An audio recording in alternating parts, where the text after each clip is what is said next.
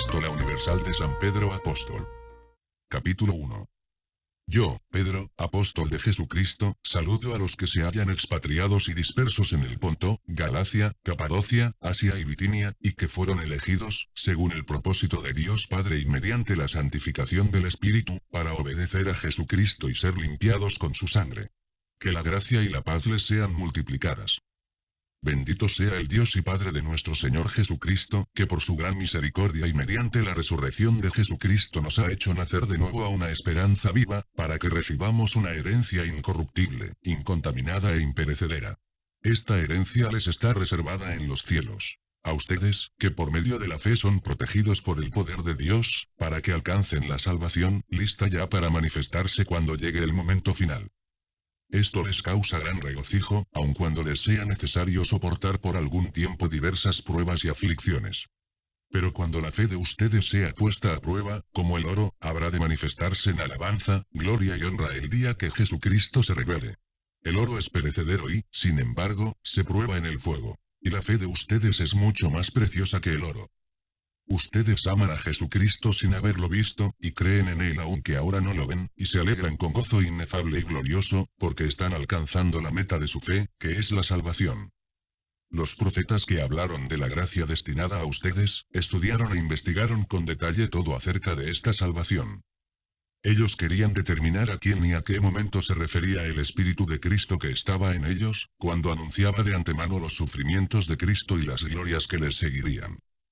Dios les hizo saber que su tarea no era para ellos mismos, sino para nosotros, y que solo administraban lo que a ustedes ahora les anuncian aquellos que les han predicado el Evangelio por el Espíritu Santo enviado del cielo.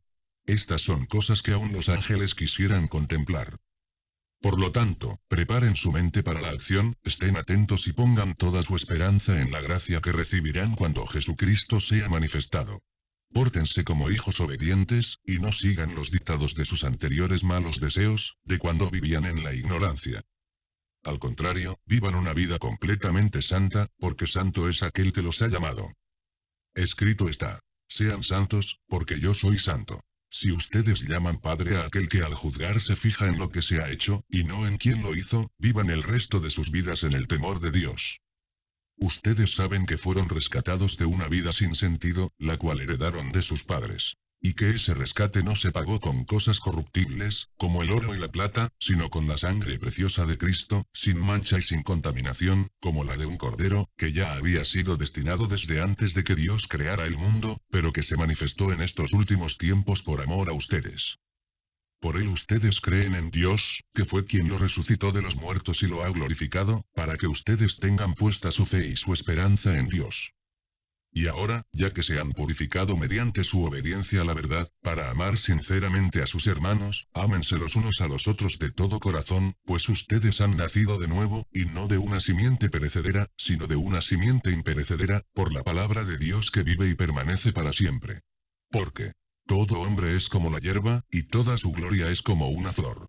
La hierba se seca, y la flor se marchita, pero la palabra del Señor permanece para siempre y estas son las buenas noticias que se les han anunciado. Capítulo 2. Por lo tanto, desechen toda clase de maldad, todo engaño e hipocresía, envidias y toda clase de calumnia. Busquen, como los niños recién nacidos, la leche espiritual no adulterada, para que por medio de ella crezcan y sean salvos, si es que han probado ya la bondad del Señor. Acérquense a Él, a la piedra viva que los hombres desecharon, pero que para Dios es una piedra escogida y preciosa. Y ustedes también, como piedras vivas, sean edificados como casa espiritual y sacerdocio santo, para ofrecer sacrificios espirituales que Dios acepte por medio de Jesucristo. Por eso dice la Escritura: miren, yo pongo en Sión la principal piedra angular, escogida y preciosa, y el que crea en ella no será avergonzado. Para ustedes, los que creen, Él es de gran valor, pero para los que no creen, la piedra que desecharon los edificadores ha llegado a ser la piedra angular, y también una piedra de tropiezo, y una roca que hace tropezar, porque al ser desobedientes, ellos tropiezan en la palabra, para lo cual estaban ya destinados.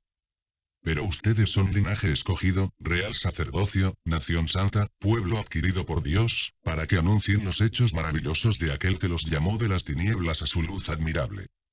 Antes, ustedes no eran un pueblo, pero ahora son el pueblo de Dios. Antes no habían sido compadecidos, pero ahora ya han sido compadecidos. Amados hermanos, como si ustedes fueran extranjeros y peregrinos, les ruego que se aparten de los deseos pecaminosos que batallan contra el alma. Mantengan una buena conducta entre los no creyentes para que, aunque los acusen de malhechores, al ver las buenas obras de ustedes glorifiquen a Dios el día que Él nos visite.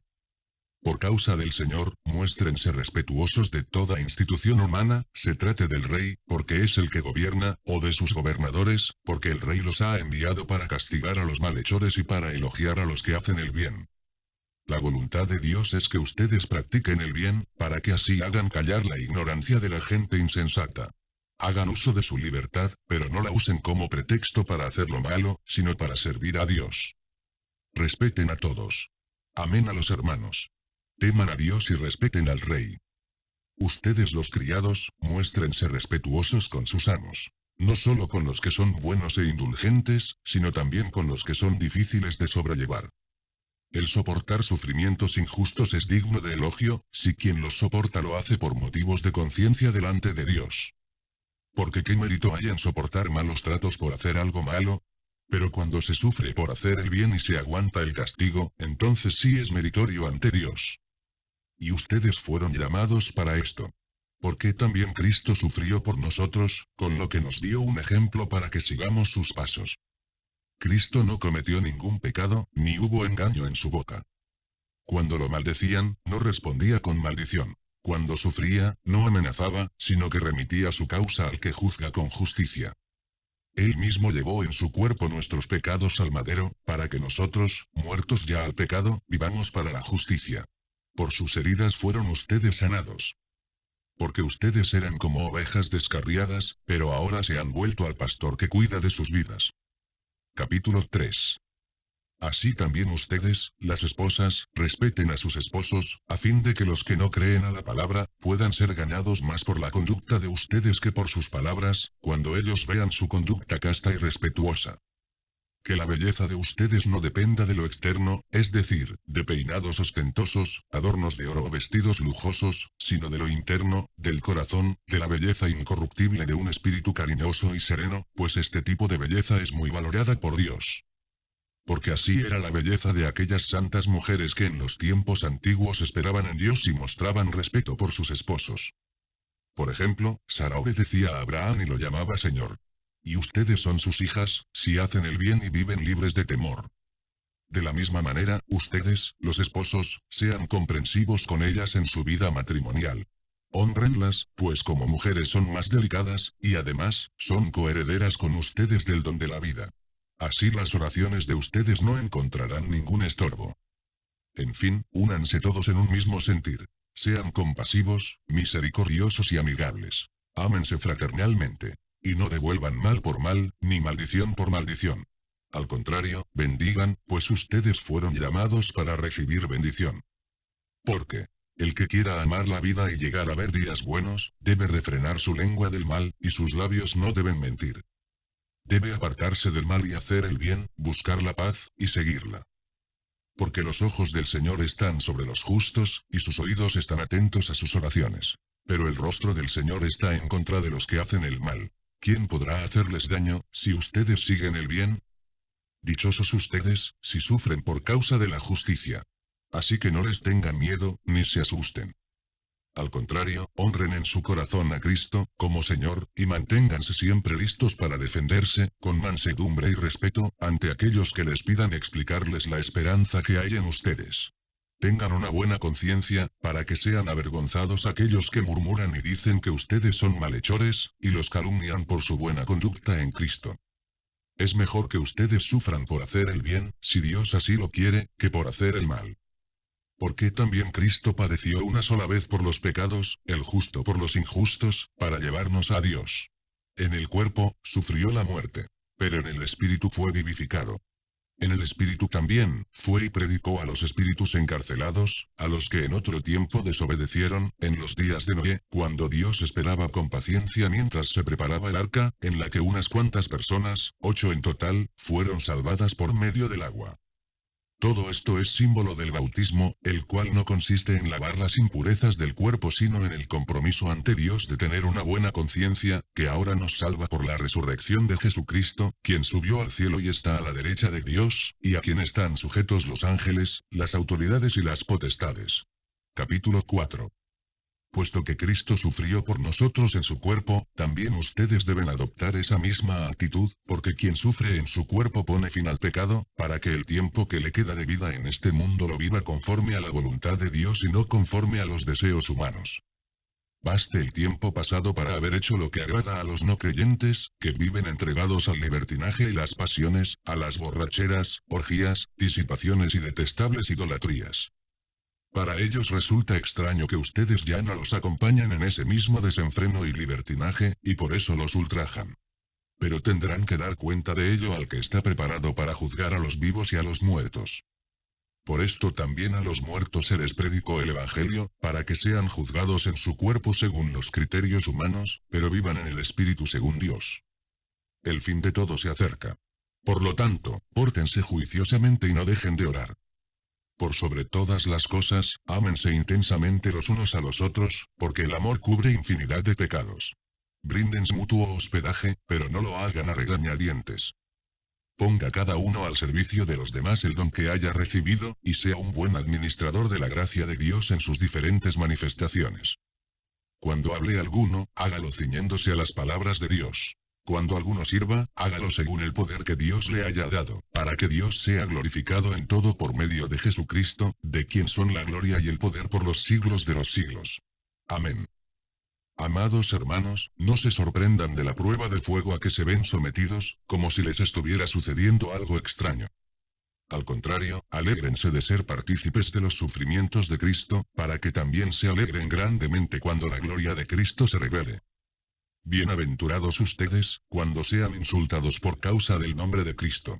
Sobre ustedes reposa el glorioso Espíritu de Dios. Que ninguno de ustedes sufra por ser homicida, ladrón o malhechor, ni por meterse en asuntos ajenos. Pero tampoco tenga ninguna vergüenza si sufre por ser cristiano. Al contrario, glorifique a Dios por llevar ese nombre. Ya es tiempo de que el juicio comience por la casa de Dios. Y si comienza primero por nosotros, ¿cómo será el fin de los que no obedecen al Evangelio de Dios? Además, si el justo con dificultad se salva, ¿en dónde quedarán el impío y el pecador? Así que aquellos que sufren por cumplir la voluntad de Dios, encomienden su alma al fiel Creador, y hagan el bien. Capítulo 5. Yo, que he sido testigo de los sufrimientos de Cristo y que he participado de la gloria que será revelada, como anciano que soy les ruego a los ancianos que están entre ustedes. Cuiden de la grey de Dios, que está bajo su cuidado.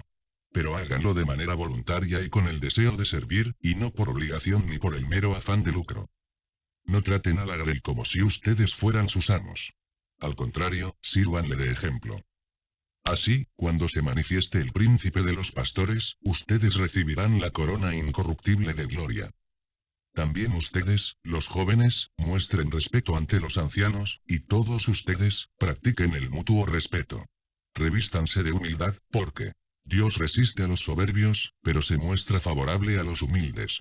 Por lo tanto, muestren humildad bajo la poderosa mano de Dios, para que Él los exalte a su debido tiempo. Descarguen en Él todas sus angustias, porque Él tiene cuidado de ustedes. Sean prudentes y manténganse atentos, porque su enemigo es el diablo, y él anda como un león rugiente, buscando a quien devorar. Pero ustedes, manténganse firmes y háganle frente. Sepan que en todo el mundo sus hermanos están enfrentando los mismos sufrimientos, pero el Dios de toda gracia, que en Cristo nos llamó a su gloria eterna, los perfeccionará, afirmará, fortalecerá y establecerá después de un breve sufrimiento. A Él se ha dado el poder por los siglos de los siglos. Amén. Les he escrito brevemente por medio de Silvano, a quien considero un hermano fiel, para darles ánimo y asegurarles que ya están en la verdadera gracia de Dios, que es esta. La iglesia que está en Babilonia, y que fue elegida juntamente con ustedes, les manda saludos, lo mismo que mi hijo Marcos. Salúdense unos a otros con un beso de amor fraternal. Que la paz sea con todos ustedes, los que están en Cristo. Amén.